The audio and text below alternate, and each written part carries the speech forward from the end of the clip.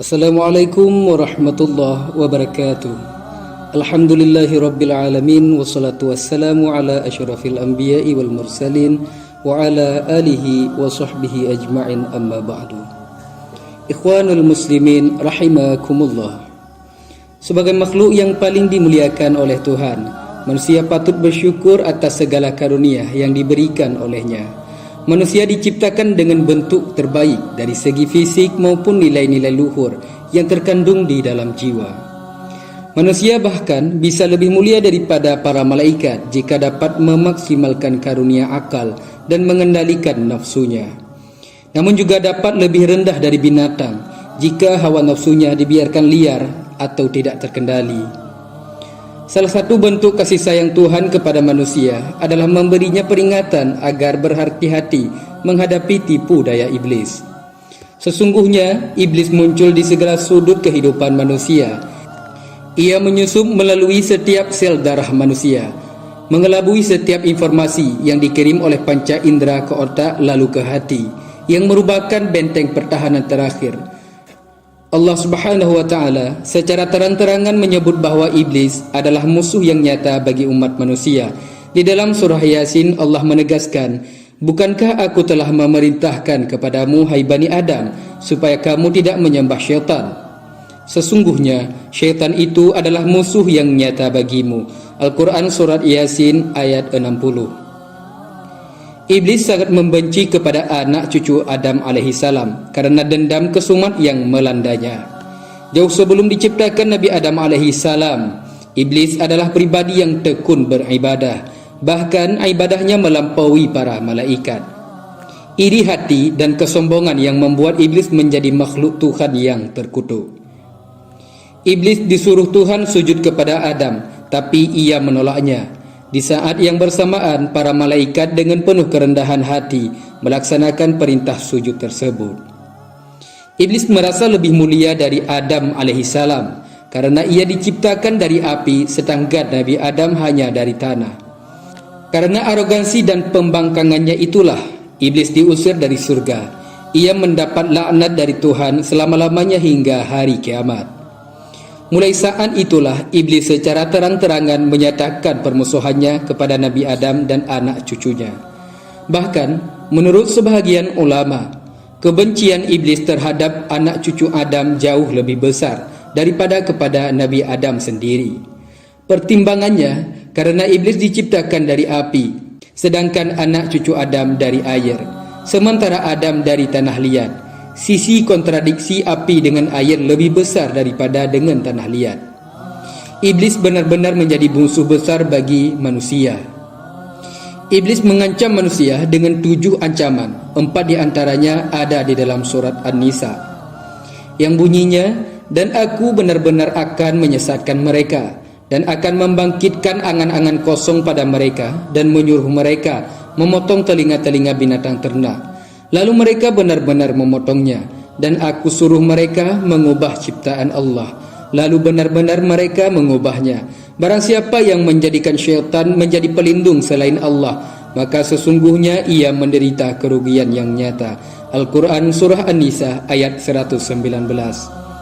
Dan 3 di surat Al-A'raf, yang bunyinya, iblis menjawab, "Karena engkau telah menghukum saya tersesat, saya benar-benar akan menghalang-halangi mereka dari jalan engkau yang lurus.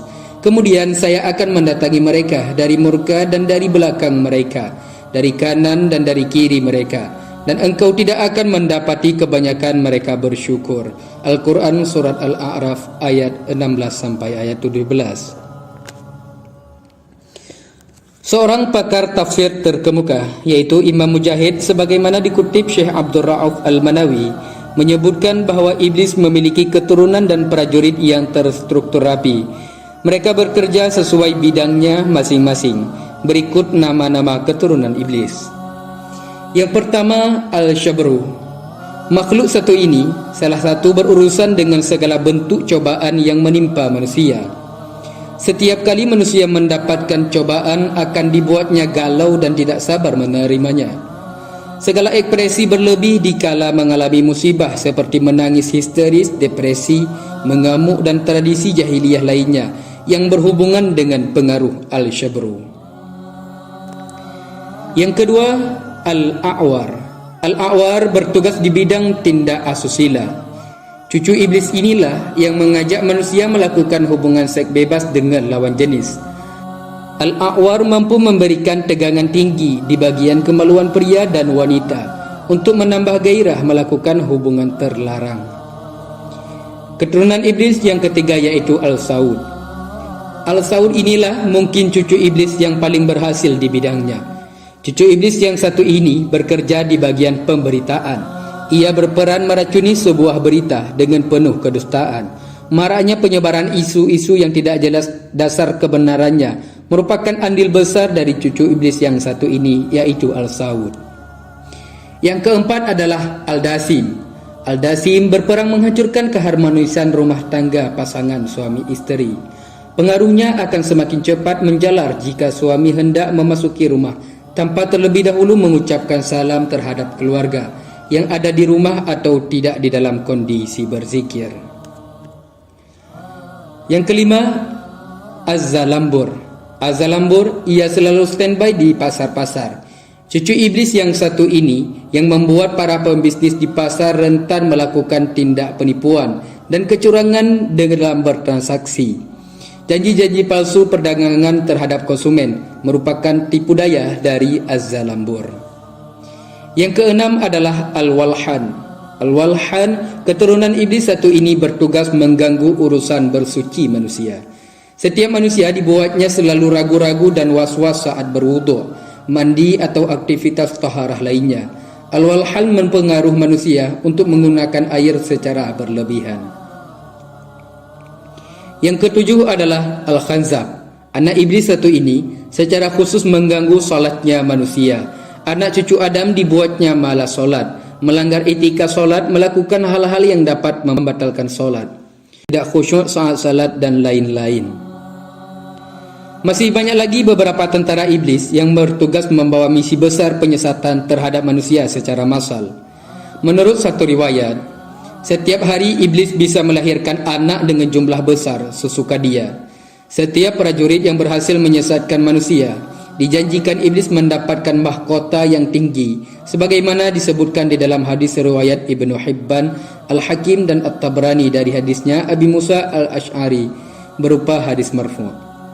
Iblis dan prajuritnya sadar benar bahwa vonis kutukan Tuhan tak akan pernah dicabut kembali, sehingga mereka bergerilya bahu-membahu dari generasi ke generasi dengan satu misi untuk menjerumuskan manusia yang mereka anggap sebagai anak emas Tuhan.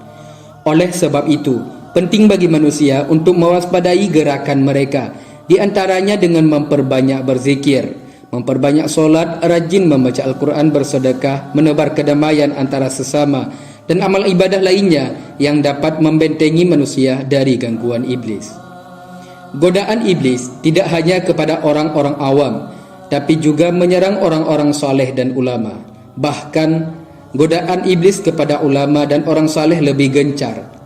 Setinggi apapun kualitas ibadah dan keilmuan manusia, iblis akan terus berusaha menyesatkannya selama manusia masih hidup.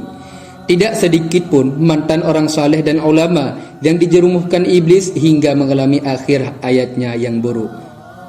Oleh karenanya, para ulama tasawuf mengajarkan agar tidak mudah jumawa atau memvonis buruk kepada orang lain, sebab kita tidak akan pernah mengetahui akhir dari kehidupan. Semoga kita senantiasa diberi perlindungan oleh Allah dan mendapatkan husnul khatimah. Wallahu a'lam bisawab. Assalamualaikum warahmatullahi wabarakatuh.